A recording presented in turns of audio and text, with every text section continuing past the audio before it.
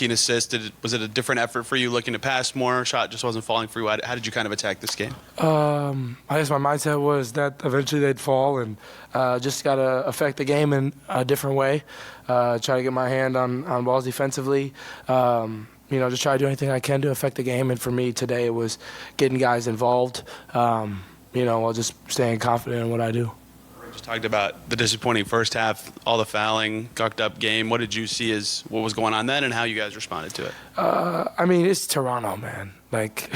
That's how they play. They're gonna play physical. They usually got 5 guys out there all above 6'5", if Fred's not playing, who are all crashing, all switching everything. They really make the game kind of a junk game, in a sense, but it's what they like. It's how they thrive. 5 guys crash, all those things. But the beautiful thing about being a young team is getting to learn every day. You played Denver last game, big lead at half. We've never had a big lead at half before with this group, and trying to figure out how to go in the second half and maintain a lead, which we weren't able to do. But we found ourselves down at half a few times this year, where we've had to have big thirds and big fourths to get back in games, and we did that today. And I think it's all a testament to the growth of this team.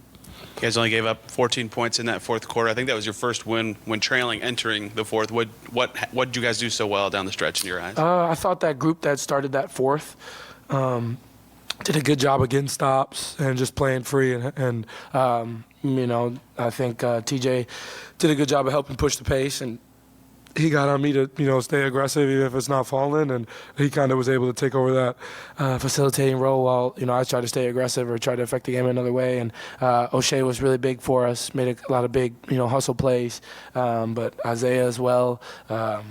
I thought that group that started that fourth there for us, and Ben, I thought that group that started that fourth for us was really good. Just how important were Jalen and Miles today to kind of keep you guys in it, basically? Everything. I looked at the scoreboard at one point. It felt like Miles had 30 rebounds. He was just he kept coming down, crashing hard.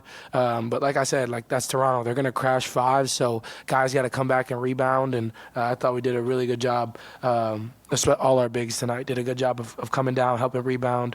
Because the Scars get down there, get switched, and they're very physical. So I thought they did a good job.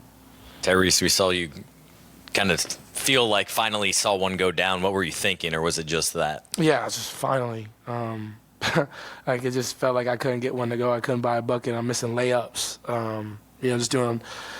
Just had a rough game scoring the basketball. But it comes back around. I'm sure.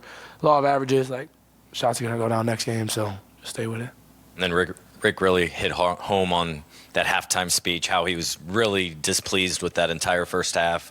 Guys weren't trying, that type of thing. What was that halftime conversation like? How was it maybe different than an ordinary halftime?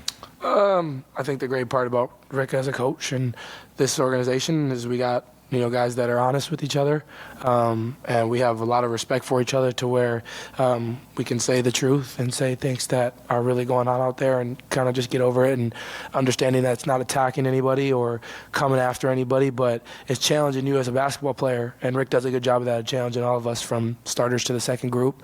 It's like a reality check, but we've had multiple of those throughout the year.